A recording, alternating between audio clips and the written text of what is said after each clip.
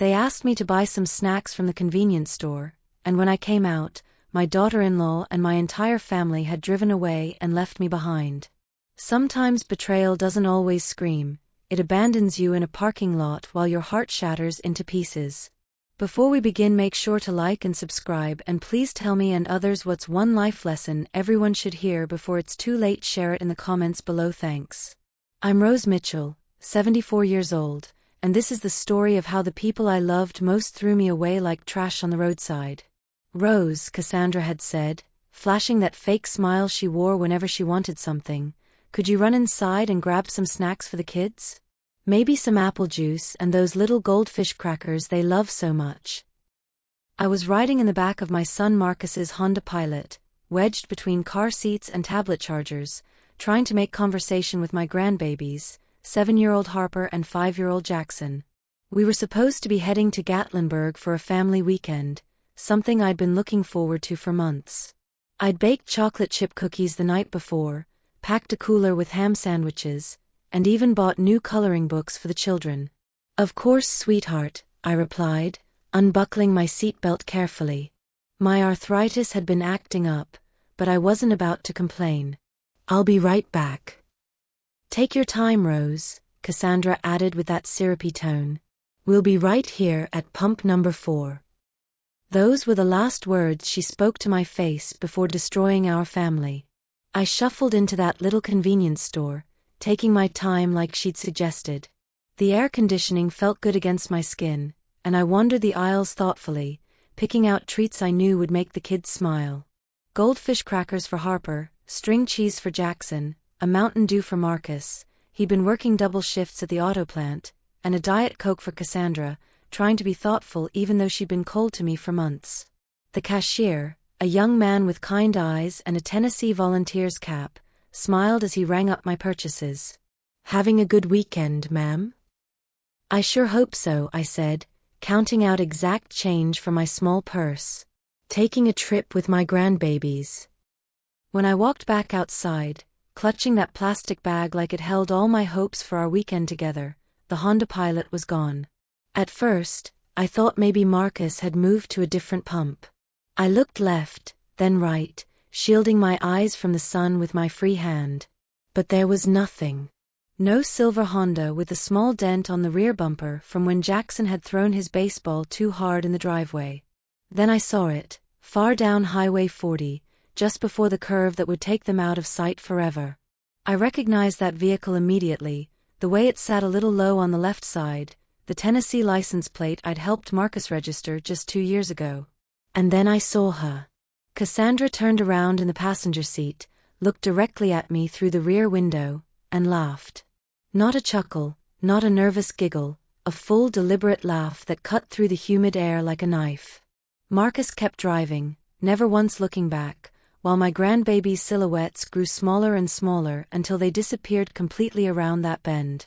I stood there in the parking lot of that Chevron station, holding a bag of snacks no one would ever eat, realizing that the people I'd sacrificed everything for had just thrown me away like yesterday's newspaper.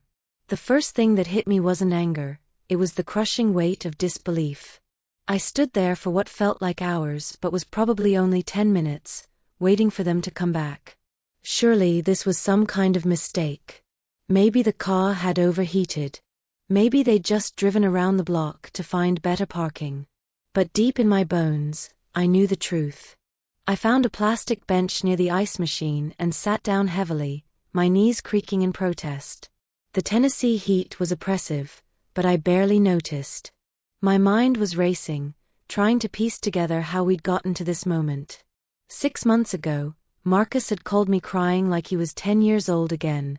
His voice cracked as he told me about Cassandra losing her job at the insurance company, about the bills piling up, about being 3 months behind on their mortgage. The bank was threatening foreclosure. The children were asking why Mommy and Daddy fought so much. "Mom," he'd whispered into the phone, "you're the only one who can help us. We need $85,000, or we're going to lose everything." I was living quietly in my little ranch house in Clarksville then, surrounded by the life I'd built with my late husband Frank. His military pension and the life insurance from his heart attack had been my security blanket. I'd promised myself I wouldn't touch that money unless it was a true emergency. But when your only child says he's drowning, you throw him every rope you have. How much do you need? I'd asked, already knowing I'd give him whatever he asked for. 85,000, he'd repeated, and my heart nearly stopped. I gave it to him. Every penny. But I wasn't foolish. I'd learned a thing or two about protecting myself over the years. I had my attorney, Patricia Williams, draw up proper loan documents. Marcus signed everything without protest, agreeing that my name would go on the deed as co-owner until the debt was paid. We'll pay you back, Mom, he'd promised. Soon as Cassandra finds work again. For a while, everything seemed fine. Marcus called every Sunday like he always had. Cassandra would get on the phone sometimes, sounding grateful.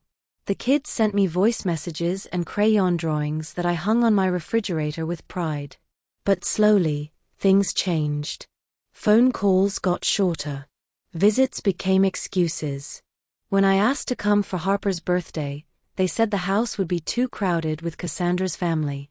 When I offered to fly in for Jackson's school play, they said they'd let me know, and never did. The final straw came 2 weeks ago when little Harper answered the phone. Grandma Rose, she'd squealed with joy. I miss you so much. Daddy said you're too busy for us now, but I painted my room pink and I want to show you. Too busy? Before I could respond, I heard Marcus in the background. Harper, give me that phone right now. He came on, breathless and flustered. Hey Mom, sorry, she grabbed my phone while I was. Marcus, I interrupted, my voice steady despite the hurt blooming in my chest. Why does Harper think I'm too busy for her? There was a long pause. Kids, you know how they mix things up. Listen, I've got a conference call starting. He hung up. And now, sitting on this bench outside a gas station, abandoned like a piece of luggage, I finally understood what had been happening. They hadn't just taken my money, they'd been systematically cutting me out of their lives, using my own generosity as the weapon. I pulled out my phone with shaking hands. 1 bar of service, but it was enough. I scrolled through my contacts until I found the number I needed. Patricia Williams had been my attorney for 15 years. She'd helped me settle Frank's estate, guided me through buying my house, and she was the one who'd insisted on those loan documents when I'd wanted to just hand Marcus a check. Patricia, I said when she answered on the second ring, it's time. Patricia's voice immediately sharpened when she heard the exhaustion in mine. Rose, what happened? I told her everything, the gas station, Cassandra's laugh, the way Marcus never looked back. I told her about the months of excuses, the gradual exclusion, the lies they'd told my grandbabies about why Grandma Rose never visited anymore. They left me, I said flatly, surprised by how steady my voice sounded. On purpose. Like I was garbage they couldn't wait to throw away. Patricia was quiet for a long moment. When she spoke again, her voice had that steel edge I remembered from when she dealt with the insurance company after Frank died. Do you want to enforce the lien? Yes. Immediately. I want that house under my control before they even realize what's happening. Understood. I'll start the paperwork today. Rose. Her voice softened slightly. I'm proud of you. It takes courage to stand up for yourself, especially against family. After we hung up, I looked around the gas station. A few cars had come and gone, families heading out for Labor Day adventures, kids arguing over candy choices inside the store. The world kept spinning while mine had come to a complete stop. I called a taxi, and 20 minutes later, a kind driver named Earl pulled up in a beat-up Chevy with gospel music playing softly on the radio. He took one look at me sitting there with my purse and a bag of children's snacks and didn't ask questions. Where to, ma'am? Is there a decent motel nearby? Nothing fancy, just clean and quiet. He nodded and drove me to a Hampton Inn about 15 minutes away. The desk clerk, a middle-aged woman with kind eyes, gave me that look people reserve for elderly women traveling alone, but she checked me in without comment. The room was generic but comfortable, beige walls, a firm bed, and the smell of industrial carpet cleaner. I sat on the edge of that bed and did something I hadn't planned on doing. I sent Cassandra a text message. "You laughed today. I won't forget that, and neither will the courts. I hope you enjoy your time in my house, because you won't be there much longer." I blocked her number immediately after sending it, then opened my photo album. Pictures of Harper learning to ride her bike in the driveway of the house my money had saved. Jackson's gap-toothed grin as he blew out birthday candles in the kitchen I'd helped renovate. Marcus holding both children, looking genuinely happy for once. My throat tightened, but not because I regretted what I was about to do. I was grieving the relationship I'd thought we had, mourning the grandmother I'd believed I could be. That night, I slept better than I had in months. When I woke up the next morning, I had 6 missed calls from Marcus and 2 voicemails I didn't bother listening to. Instead, I called Patricia back. "I want to proceed with an emergency eviction order," I said calmly. "And I want a restraining order against both of them." "Are you sure about this, Rose? Once we file, there's no going back." I thought about Cassandra's laugh, about Marcus driving away without a backward glance, about my grandbabies being told that Grandma was too busy to love them anymore. Cassandra laughed while they drove away from me. My own son didn't stop her. They knew exactly what they were doing. Patricia didn't try to talk me out of it. "Okay. Give me 72 hours. She worked faster than I expected. By Wednesday afternoon, a sheriff's deputy was taping legal notices to Marcus and Cassandra's front door, my front door, legally speaking. That same evening, my phone rang. Marcus's name flashed on the screen, and for a moment, I wondered who I'd hear on the other end, my baby boy, or the man who'd let his wife abandon his mother on the side of a highway. I answered on the 4th ring. "Hello, Marcus." "Mom, what the hell is this?" Marcus's voice came through the phone fast and breathless, like he'd been running. "Eviction notice?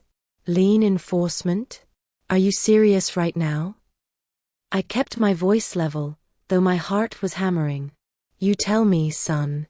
Was it serious when you left me at that gas station?" "I didn't," he started to protest, but I cut him off. "Don't you dare lie to me, Marcus Anthony Mitchell." I saw her laughing. Cassandra looked right at me through that back window and laughed like it was the funniest thing she'd ever seen.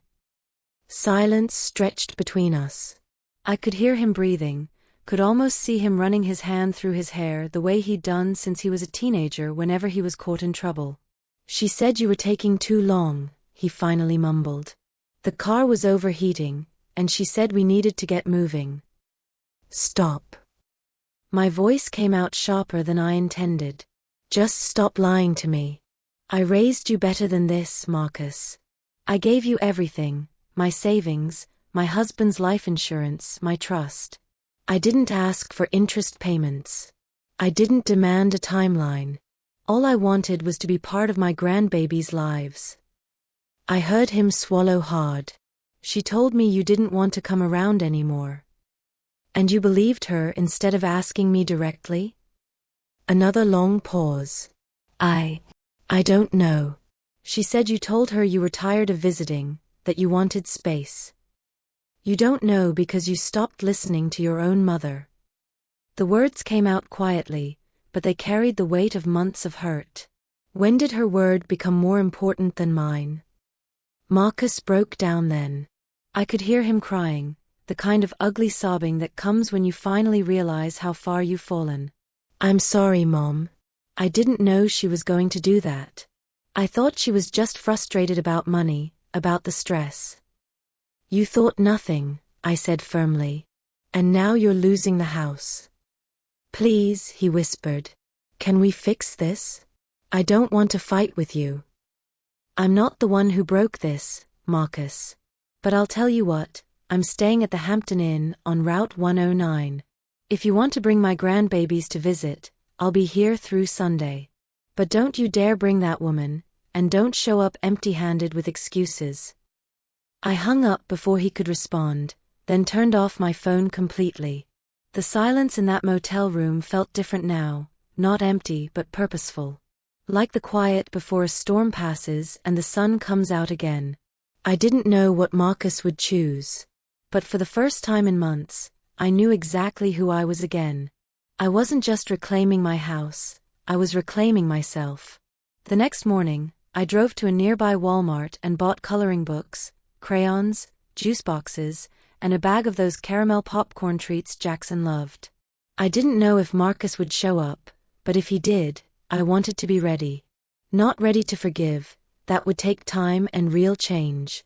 But ready to see if there was anything left of the son I'd raised, buried underneath the man who'd let his wife throw his mother away like trash.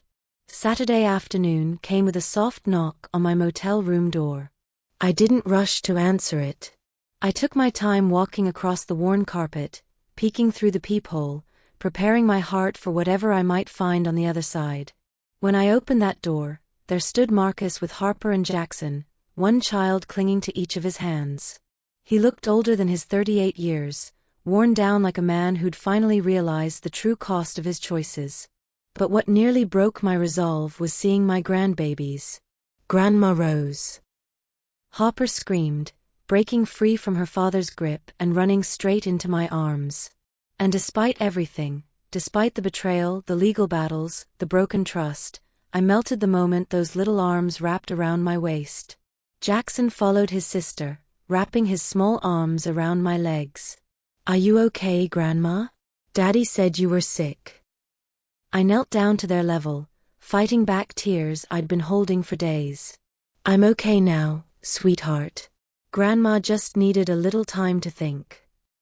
Marcus stood in the doorway, shifting his weight from foot to foot like he was 12 years old again, waiting to find out how much trouble he was in. His eyes were red-rimmed, his clothes wrinkled, and he hadn't shaved in days. "Can we come in?" he asked quietly. I looked at him long and hard, then stepped aside. "Just you and the kids." I'd prepared for their visit, hoping against hope they'd show up. The small table was set with coloring books and snacks, juice boxes cooling in the mini fridge, and a deck of Go Fish cards I'd bought at the gift shop. "There's apple juice and those animal crackers you like," I told the children, watching their faces light up as they settled at the table. Marcus sat heavily on the edge of the bed, his hands clasped between his knees. "Thank you for seeing us," he said. I didn't respond immediately. Instead, I poured juice for the kids and opened a package of crackers, letting the normalcy of the moment settle over us. "Cassandra's been acting crazy since the eviction notice came," Marcus finally said, lowering his voice so the children couldn't hear. "Screaming, throwing things, telling me I ruined her life by choosing you over her." I raised an eyebrow. She ruined her own life the day she left me on that highway. Leaving me was a choice. Laughing while she did it? That was pure cruelty. Marcus dropped his gaze to the worn carpet. "She said it was a mistake." "A mistake is forgetting to pick up milk at the store, Marcus. What your wife did was calculated and cruel, and you enabled it by driving away." He nodded slowly, like each word was a weight settling on his shoulders. "She left last night." I blinked, surprised. "Left." Took her clothes, the kids' tablets, some jewelry, and went to her cousin's place in Memphis. Said if I was going to choose my mom over my wife, then I could live with that choice. I didn't say anything, because the truth was Marcus had been choosing Cassandra over me for months. But something about this moment, the motel room, the children coloring peacefully, the exhaustion in his eyes, told me this wasn't just about real estate anymore. "I don't want to lose everything, Mom," he whispered. "I know I messed up. I should have stood up for you. I should have never let her treat you like you didn't matter." I studied his face, looking for signs of the boy I'd raised. "You think this is about a house, Marcus? I raised you better than this. I protected you through every hard season, and you let someone throw me away like garbage because you didn't want to upset your marriage." I thought. He trailed off, then shook his head. "I didn't think. That was the problem." Then he said something I didn't expect. "I'm filing for divorce." That stopped me cold. He looked up, and for the first time in months, I saw glimpses of the son I remembered, the boy who used to cry when he thought he disappointed me, who built lemonade stands to earn money for my birthday presents. She's not good for the kids, Mom. They've heard too much yelling, seen too much coldness. And after what she did to you. He swallowed hard. I realized they could be next. I glanced over at Harper and Jackson, who were giggling over their coloring books, blissfully unaware that their world was about to change forever. Then I looked back at my son, really looked at him, and saw something I hadn't seen in years: remorse. Real, bone-deep regret. Good, I said softly. Now let's figure out what comes next. We spent the next 2 hours talking, really talking, for the first time in years. Marcus told me about the credit card debt Cassandra had hidden, about her spending habits, about how they'd been living beyond their means for years just to keep up appearances. I was embarrassed, he admitted. Embarrassed that it took something like this to open my eyes. I didn't rub salt in his wounds. Life was already doing that well enough. As the sun began to set, I walked them out to Marcus's Honda, the same vehicle that had driven away from me just days before. Harper hugged me tight around the waist. Come home with us, Grandma Rose, she begged. Please? Marcus flinched, and I shook my head gently. I'll see you soon, baby girl. Grandma's just taking a little vacation. Jackson grabbed my hand. I love you more than ice cream. My voice cracked. I love you more than all the stars in the sky. Marcus stood by the driver's side door, hands shoved in his pockets. We'll figure this out, Mom. I hope so, son. He leaned in close before opening the car door. Cassandra's threatening to fight me for the house in the divorce. I smiled for the first time all week. Let her try. She's not on the deed, Marcus. You are. But guess who's ahead of you in line? His eyes widened as understanding dawned. You. Exactly.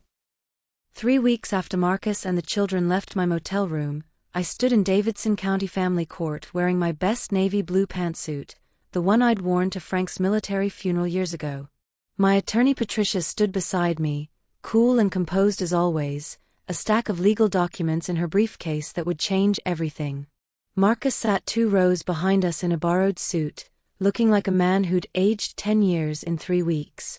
His eyes were fixed on his hands, clasped like he was praying for forgiveness he wasn't sure he deserved. Cassandra didn't show up. Her attorney did though, a flashy man in an expensive suit who kept referring to me as the elderly lender, like I was some kind of loan shark preying on desperate families. Patricia shut that down immediately. She's not just a lender, she said coolly to the judge. She's the lien holder and the legal co-owner of the property in question. Judge Sandra Washington, a no-nonsense woman with silver-streaked hair and intelligent eyes, nodded as she reviewed our documents. I've read the paperwork. Let's proceed.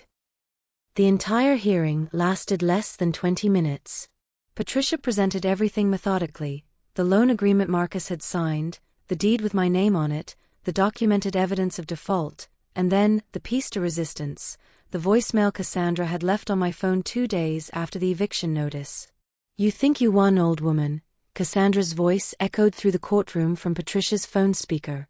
This ain't over. You messed with the wrong one. I'll make sure you regret it. The judge's expression didn't change, but I saw her eyebrows rise slightly. Patricia also presented screenshots of Cassandra's Facebook posts from a private group where she'd mocked me, calling me a bitter old witch who couldn't stand to see her son happy. Full enforcement granted, Judge Washington ruled without hesitation. Eviction is immediate. Any attempt by the respondent or her representatives to contest this ruling will be dismissed as frivolous unless new evidence arises. She looked directly at me. Mrs. Mitchell, do you wish to file for damages? Patricia started to say yes, but I raised my hand. No, Your Honor. I just want my house back. Judge Washington studied me for a long moment, then nodded with what looked like respect. Then go take it back. The gavel fell with a sound that felt like thunder. I walked out of that courtroom not just as a woman who'd been wronged, but as a woman who'd stood up for herself and won. That evening, Marcus met me at the house, my house. He was standing at the curb when I pulled up in my rental car, holding something in his hands and looking nervous. "Here," he said, placing a set of keys in my palm when I got out. "Every copy. I moved out this morning, took just the essentials. The kids are staying with me at my buddy Dave's place for now." I nodded and looked at the house.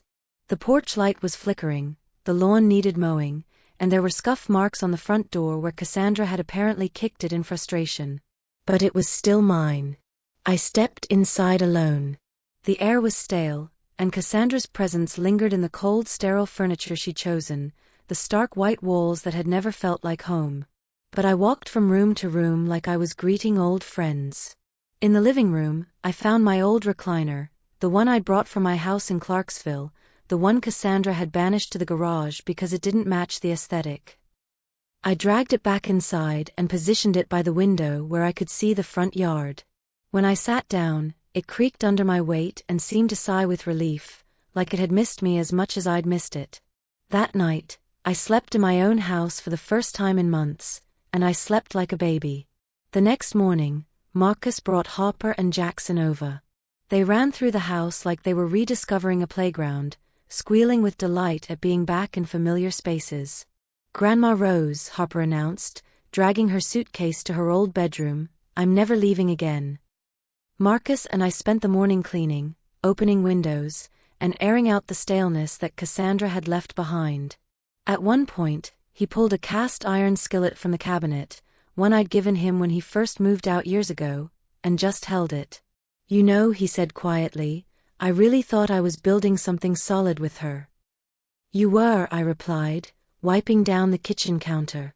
"Just not on solid ground." He nodded, understanding passing between us like a bridge being rebuilt, one plank at a time. As the children played outside and the smell of pine sol filled the kitchen, I told Marcus about the decision I'd already made. "I'm putting the house in a trust for Harper and Jackson." Marcus nearly dropped the dish towel he was holding. "What?" "I've already talked to Patricia. We're setting up a trust that they can't access until they're 25, but the house will be theirs. Not yours, not Cassandra's, theirs." He sank into a kitchen chair, overwhelmed. "Mom, are you sure? This is your security." "I'm sure." I sat down across from him, watching my grandbabies through the window as they chased each other around the oak tree in the backyard. "But I'm not staying here." His head snapped up. "You're not." "I've been thinking about what I want for the rest of my life, Marcus. I want peace. I want quiet mornings and no drama. I've had enough family chaos to last me 3 lifetimes." "Where will you go?" I smiled, feeling lighter than I had in years. "There's a little cottage for sale up near Kentucky Lake. One of your daddy's old army buddies owns it. You remember Colonel Peterson? He's retiring to Florida and wants to sell to someone who'll love the place." Marcus stared at me like I'd announced I was moving to Mars. "But this is your home." "It was," I said gently. "But sometimes to heal properly, you have to start fresh. New surroundings, new routines, new peace." He didn't argue, just stood up and hugged me tighter than he had in years. "Will you visit?" "Every weekend," I promised. "That lake cottage is only an hour away."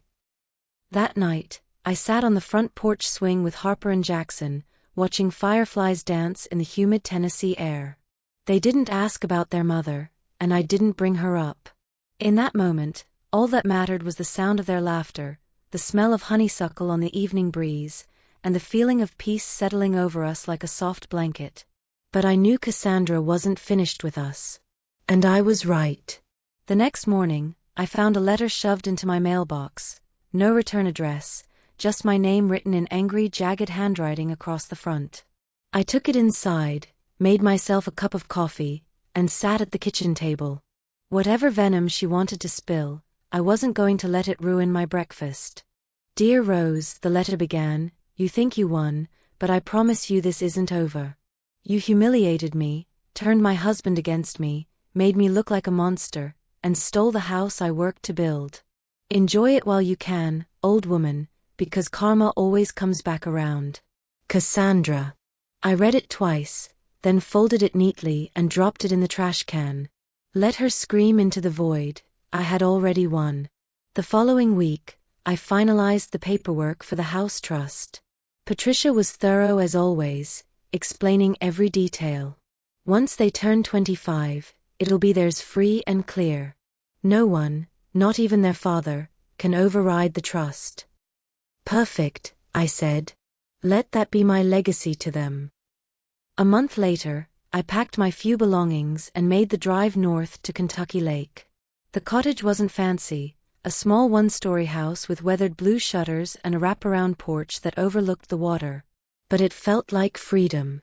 I unpacked slowly, hanging pictures of Frank, putting Harper and Jackson's drawings on the refrigerator, and setting my Bible on the nightstand. That evening, I sat on the dock and watched the sun paint the lake in shades of gold and orange. The air was quiet, peaceful. No shouting, no manipulation, no walking on eggshells. Just me, the sound of water lapping against the shore, and the promise of healing. Marcus called regularly to update me on the divorce proceedings. Cassandra had tried to claim everything, the car, their savings, even full custody of the children.